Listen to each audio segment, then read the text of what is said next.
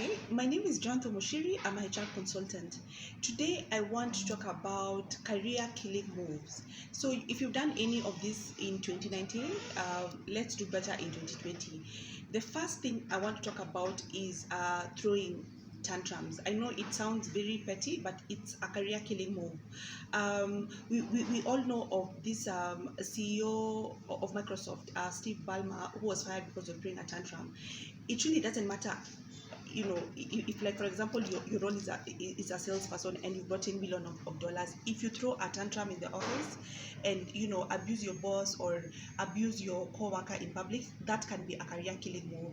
It's the easiest way for you to become a person non grata in each and every organization that you want to work for, because word will go around very fast that you're probably very good at your job, but you disrespect people, and that can really affect your career. And the second thing, which again would sound very petty, is being mean. Unfortunately, we live in an age where you can do something and somebody can take a video of you and post it somewhere, and before you know it, it's online and it's going viral. So you really need to be very careful, because then you could be captured on video abusing somebody. You could be captured on video acting violently, and this can go viral, and you end up losing your job. The other thing I want to talk about is lack of personal development. You do not want to get a job and become complacent, so that then all you're doing is waking up in the morning, going to work, and going home, and you're not really concerned about yourself and your career development and training, and how you're sharpening your skills and making yourself better, and how you're improving your CV, your LinkedIn profile. You really need to constantly be on your toes. You really need to constantly develop yourself, because your job is not guaranteed. You cannot be 100% loyal to the organization that you work for, because you may never know what is going to happen tomorrow. They might wake up and close office. You might be declared redundant. You may never know. So you really need to constantly put it at the back of your mind to continuously develop yourself.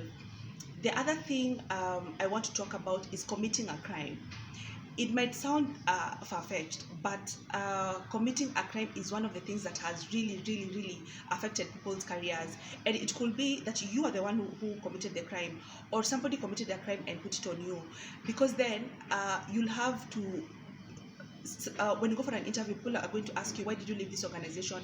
And it could be that you're fired because you committed a crime, and that is one thing that can really actually halt your career, because of course there's no one who wants to hire somebody who's involved in criminal activities. So if you even have the slightest feeling that you could do something that will be considered criminal activity, just steer clear from it.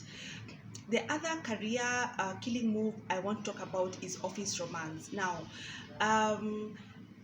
research has found that many people are actually involved in office romances, but especially relationships that involve you and somebody higher than you, more often than not, do not end well.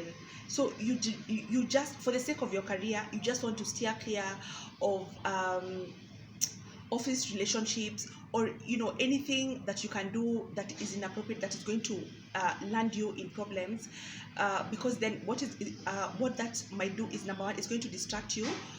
Number two, you might, if you're dating a superior, like somebody who is high in the ranks, you might actually end up getting fired because of you didn't do this, you didn't do another thing. And so at the end of the day, it's really not worth it. So it's something that you really want to think about. And the last thing that I want to highlight is behaving inappropriately.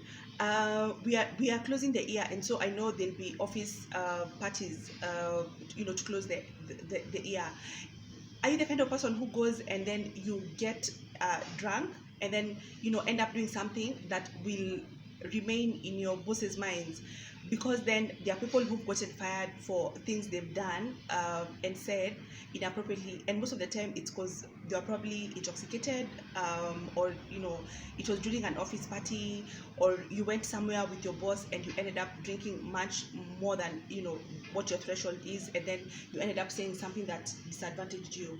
So that's all that I had for today. If you've done any of these things in 2019, we still have 2020, and so you can do better. Thank you, and see you next time.